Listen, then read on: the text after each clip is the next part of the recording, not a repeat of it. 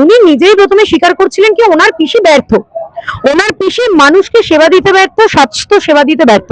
তাই জন্য তাকে আলাদা করে একটা সেবাশ্রয় নামক একটা দুর্নীতিগ্রস্ত একটা আশ্রয় তৈরি করতে হয়েছিল, যেখানে কোনো মানুষের পা কেটে বাদ দিতে হয়েছে।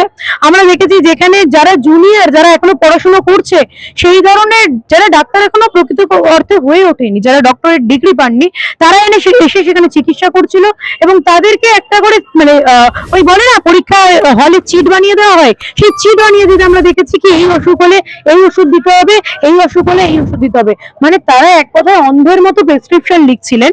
সেই রকম ভাবে মানুষকে যে এতদিন ধরে মানুষের প্রতি অন্যায় অবিচার করে এসছে সেবাশ্রয়ের মাধ্যমে, সে কেন আজকে পশ্চিমবঙ্গ সরকারের এতদিন ধরে পশ্চিমবঙ্গ সরকারের চিকিৎসা নিতে পারেননি? সেবাশ্রয় চিকিৎসার কথা তো আমরা বাদই দিলাম, পশ্চিমবঙ্গ সরকারের চিকিৎসা কেন নিতে পারেননি?